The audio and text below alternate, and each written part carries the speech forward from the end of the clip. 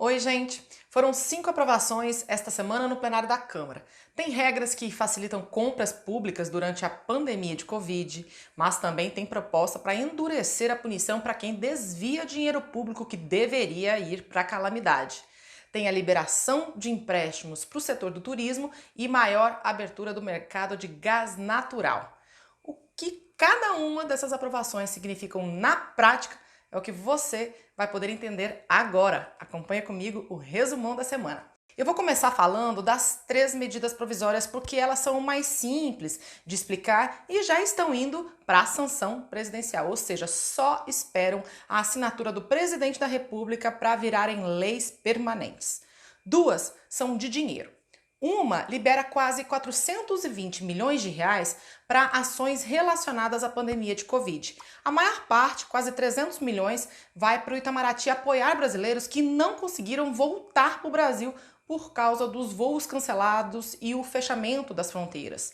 O resto vai para várias ações de ciência e tecnologia, entre elas a instalação de internet banda larga em hospitais e unidades de saúde e a ampliação da capacidade da Fiocruz de produzir testes que diagnosticam o novo coronavírus. Outra medida provisória tem o objetivo de tirar as empresas turísticas do sufoco. Para você ter uma ideia, o turismo é responsável por 8% do PIB. 8% de todas as riquezas que o Brasil produz em um ano e emprega cerca de 7 milhões de pessoas. Só que, com a pandemia, quase tudo parou, né? Eventos cancelados, cidades inteiras paradas porque estão sem visitantes. Olha a situação da empresa da Poliana. Hoje faz 173 dias que nós estamos parados. O turismo não tem expectativa de uma retomada tão agressiva quanto foi a sua parada. Assim como eu, com certeza outros empresários fizeram investimentos em ônibus, em garagem, em frota, melhorias, novos investimentos, e esses investimentos estão aqui, parados. Como vocês podem ver no meu vídeo, comprei um ônibus, chegou domingo de carnaval, quando ele ia viajar a pandemia estourou. Assim como o meu, muitas outras empresas estão passando por isso. Mas que diferença faz essa aprovação da medida provisória? Ela disponibiliza 5 bilhões de reais para o Fungetur, o Fundo Geral do Turismo, emprestar para as empresas, para quem tem CNPJ. Agências de turismo, transportadoras como a da Poliana, hotéis, pousadas, parques temáticos, prestadores de serviços, bares, restaurantes, ou seja, negócios que sobrevivam do turismo.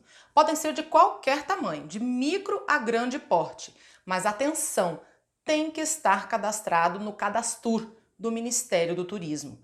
O empréstimo pode ser usado no que a empresa precisar e os juros giram em torno de 5% anuais, com carência de 1 ano para começar a pagar. O dinheiro desse financiamento está sendo liberado pelo governo e fica disponível em vários bancos.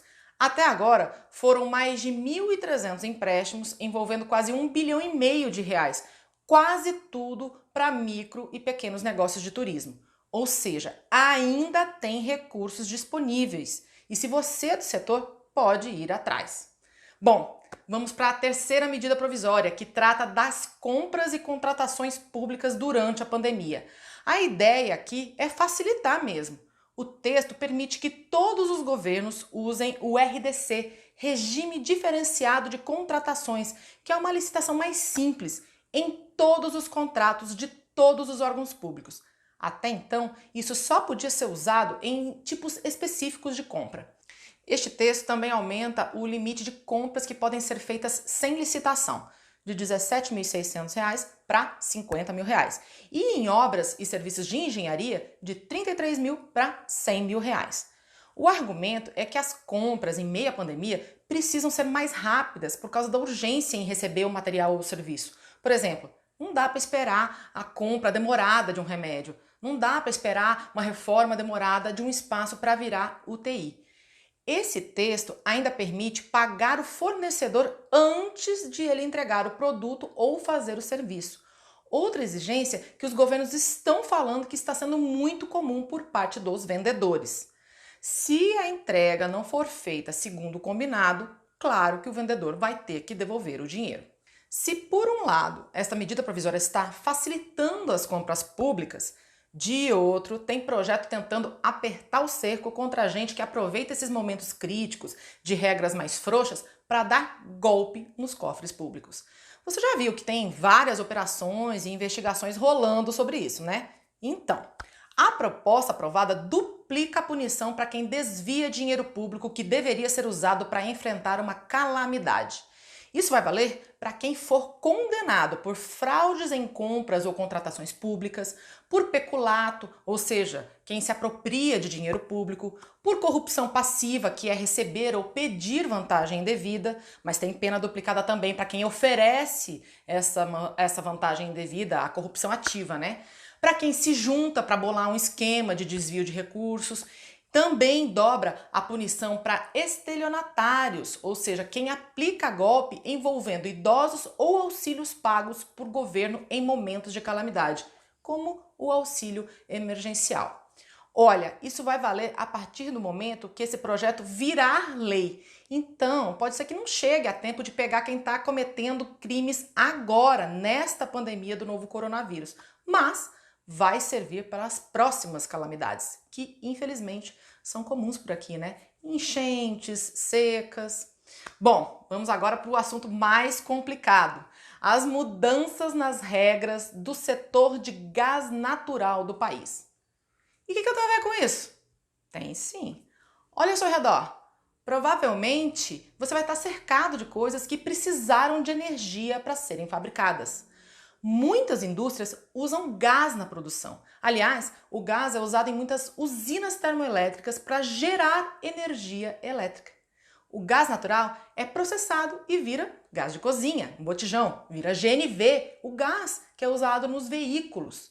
O gás natural também é muito utilizado na fabricação de fertilizantes, essencial para o agronegócio. Ou seja, até no preço da sua comida tem incluído o custo do gás natural. E o que muda com essa proposta?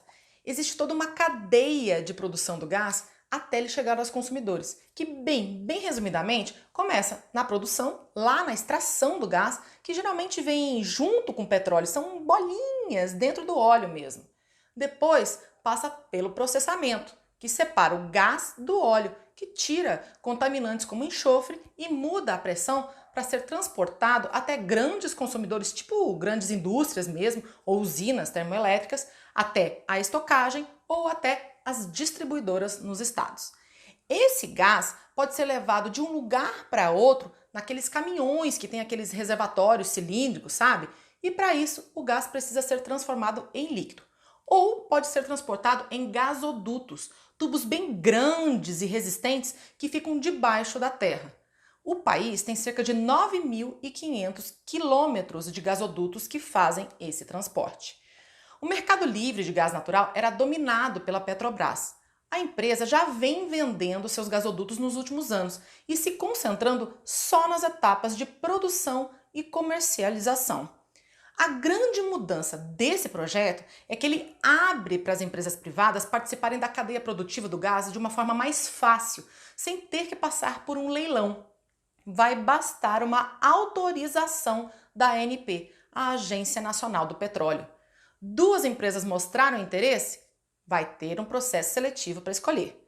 As empresas vão ter acesso aos gasodutos de escoamento, aquele que vai da produção até o processamento, e também aos gasodutos de transporte, que levam até os grandes consumidores e as distribuidoras.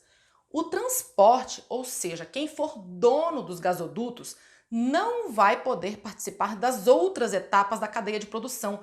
Vai ser um elemento neutro, independente, para não dar preferência para ninguém que quiser vender gás. Isso quer dizer que as produtoras vão poder oferecer diretamente o gás no mercado, sem intermediários. Que diferença isso faz? Muita. Em vez de ter uma empresa oferecendo gás natural no mercado, podem ter 40, por exemplo, que é o número aproximado de petroleiras que atuam no país. E o que acontece quando tem um monte de gente oferecendo o mesmo produto? É para ter disputa de preço, né? E é aqui que se justificam as promessas feitas em cima desta proposta. falam que o investimento pode alcançar 150 bilhões de reais em 10 anos se o preço do gás, que hoje é o triplo dos Estados Unidos, cair pela metade. Falam da geração de mais de 4 milhões de empregos. Mas como é que isso pode acontecer? Com o barateamento, setores que dependem muito de gás natural podem aumentar a produção, como o de fertilizantes, as indústrias química, siderúrgica, de vidro, de celulose. Mais produção pode puxar mais investimento, que pode puxar mais vagas de emprego. O gás mais barato também pode diminuir o preço de outros produtos derivados, como o metanol, o gás de veículos e o próprio botijão de gás. Ou seja, são possibilidades que estão se abrindo. É a projeção que alguns setores da economia estão fazendo para a chegada dessas novas regras. O que é visto com otimismo pela maioria dos deputados que aprovou a proposta era a grande crítica de quem votou contra, de que a Petrobras está diminuindo neste mercado e não há garantia de investimento privado e barateamento de preços para os consumidores. Reforço, esta proposta ainda vai ser analisada pelos senadores. De aprovação foi isso, gente. Mas eu gosto sempre de lembrar que os deputados não servem só para votar. Além de fiscalizar as ações do governo, tem a função de representar a população também nos debates dos problemas e desafios do país. Esta semana foi grande a repercussão da queda histórica da economia brasileira registrada no segundo trimestre deste ano, da prorrogação até o final do ano do auxílio emergencial por causa da pandemia, só que com metade do valor, R$ 300, e da proposta do governo de mudar a estrutura do serviço público, a chamada reforma administrativa, que agora vai começar a tramitar oficialmente no Congresso Nacional. Se você quiser mais detalhes de qualquer coisa que eu falei aqui, das aprovações, dos debates, dá uma olhadinha no site da Câmara, tem tudo lá. Eu fico aqui, até a próxima, tchau, tchau.